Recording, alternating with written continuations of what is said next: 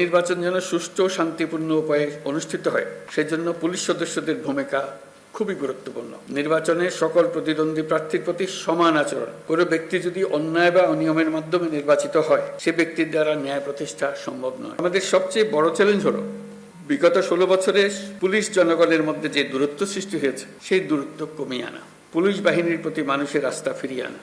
আমি বলবো এটা কঠিন না। একবার সে আন্তরিক পরিবেশ সৃষ্টি হলে এই বন্ধন অটুট থাকবে। আমাদের সমাজ যে একটা সুশৃঙ্খল সমাজ সেটা প্রমাণিত হবে। আমাদের সবাই মিলে একটা সর্বাত্মক প্রচেষ্টা হবে যেন মানুষ এবং পুলিশের মধ্যে দূরত্ব আমরা গুছিয়ে ফেলতে পারি।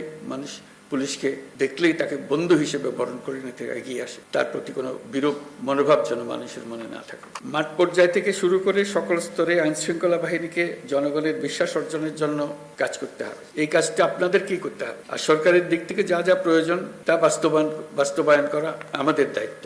আমরা সে দায়িত্ব গ্রহণ করছি। পুলিশের সংস্কারের লক্ষ্যে অন্তর্বর্তীকালীন সরকার উদ্যোগ নিয়েছে। তৃণমূল পর্যায়ে কর্মরত পুলিশ সদস্যদের কল্যাণে কয়েকটি বিষয়ে দ্রুত ব্যবস্থা নেওয়া হয়েছে।